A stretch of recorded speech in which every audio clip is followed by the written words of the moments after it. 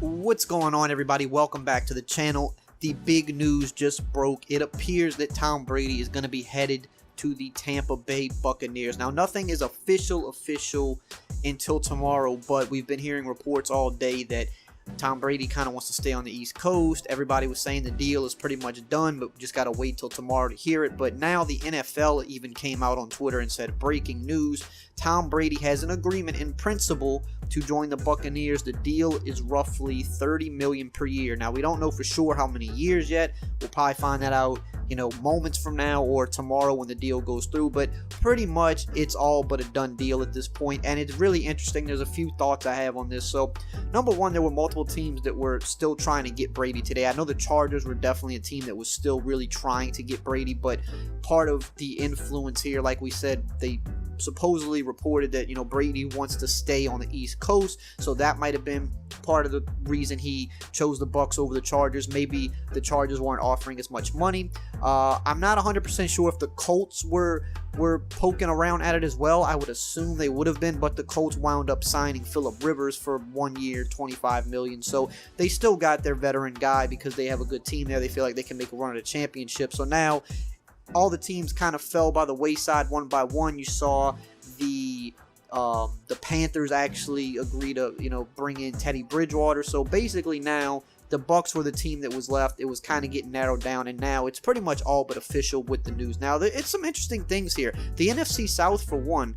You see Drew Brees, he signed his deal today, 2 years, about, I think, $25 million a year. He's going to be back for 2 more years. You still have Matt Ryan. You have the Panthers bringing in Teddy Bridgewater, and they just brought in a new head coach, new offensive coordinator, Joe Brady. And then now you got the Buccaneers bringing in Tom Brady, the GOAT. So, that division is changing by a lot, and it's really going to be stacked at the quarterback position now. So going to be very interesting to see what happens in that division next year with so many new faces in there. Now, also, something that's really crazy is you could argue that Tom Brady might have the best overall weapons that he's ever had going into Tampa Bay, like as a collective unit, right? Obviously, the year that he had Moss, that was a big year. He's had those years with Wes Welker. Obviously, Gronkowski and Edelman were nice. Guys like James White contributed really, really good. But when you're talking about just studs at multiple positions, Mike Evans is without a doubt a top 10 receiver. You could argue he's a top 5 receiver. Look at the numbers he's put up year in and year out. Chris Godwin last year burst onto the scene. Both of those guys as a tandem, they were probably the best tandem last year when you look at yards and you look at touchdowns. Mike Evans wound up getting hurt and missed some games at the end of the year, but Chris Godwin dominated. Mike Evans, when he was healthy, was pretty dominant, and you have both of those guys on the same team, and you would argue that they should only get better because they're both still pretty young. Mike Evans a little bit older, but they're still, Mike Evans is in his prime. Chris Godwin is, inching towards his prime years. You've got O.J. Howard, who did have a down year, but he's a stud of a player. He's really big. He's fast. That's a really good tight end to have when you're looking at the fact that you have those 2 stud receivers on the outside. Then you've got Rashard Perryman, who is one of the fastest receivers in the league. And when you start going down the line, you see a lot of speed, you see a lot of size on this team. And then you add Bruce Arians, one of those offensive guru type coaches. I mean, you saw what the offense did last year if Jameis Winston just wasn't so turnover prone, right?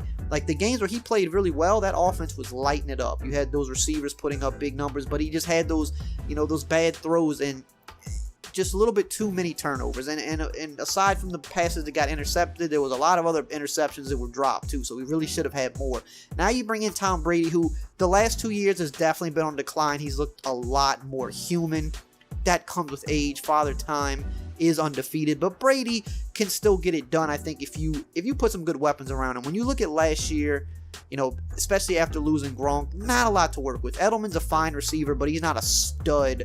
He's really good at what he does, but if that is your best option, that's not the best situation. So he's going to an offensive-minded coach. He's loaded with weapons, and the Buccaneers defensively really weren't that bad last year. They got a lot of young studs on the defense, guys like Devin White that they drafted and things like that. Their defense was surprisingly pretty nice last year. So a defense that's improving, an offense that was good but just had too many turnovers. You insert a QB like Brady, who might not be in his prime anymore, but he certainly isn't going to throw 30 interceptions. He won't even throw 20 interceptions, right? He's not gonna turn it over, you wouldn't think, in a good situation. He's not going to turn it over nearly as much as he puts passes into the end zone. So this is a team that could actually be dangerous next year because everything is trending in the right way. All they needed was that quarterback. So really kind of excited to see what happens. I'm a Saints fan, so as a division rival, a little bit scary, but we're going to see what happens. And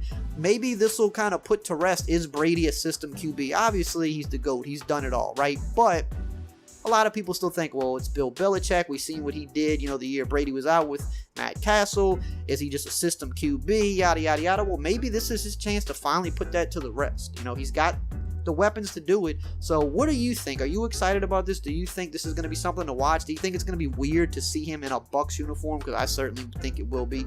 And keep in mind, I believe the Super Bowl this year is also in Tampa Bay, which is interesting because that's like another thing Brady could be chasing there. I don't believe a home team has hosted their own Super Bowl, much less won the Super Bowl. So that could be something else to add to Brady's legendary resume, something for him to be motivated towards, among other things. So let me know what you think below. I think this is pretty crazy, pretty exciting. We're going to see how this unfolds. And as always, I will see you guys on the next video.